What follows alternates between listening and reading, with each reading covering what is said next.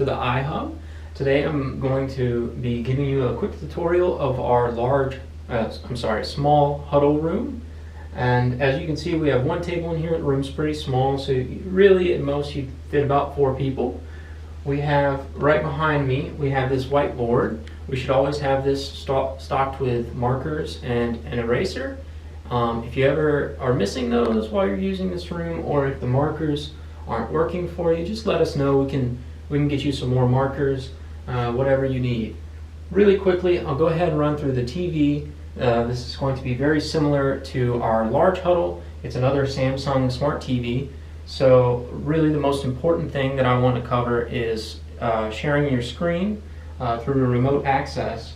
So in order to do that, you'll navigate to the home screen.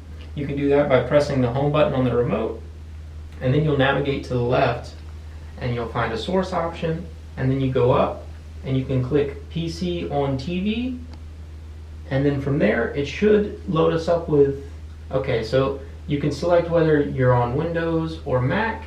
You can use Samsung DeX. I think that's an app you can install and be able to connect your phone remotely. Also, you should be able to use Apple AirPlay, and I think Samsung's Smart View as well. So we'll go ahead and click Windows PC because I think that's what most people are going to be using.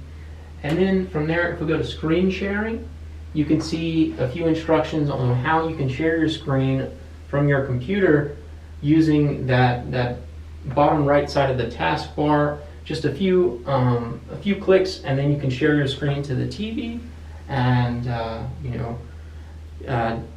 use that however you wish.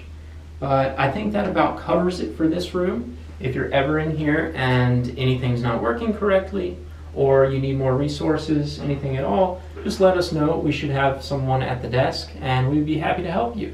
So thank you very much and have a good one.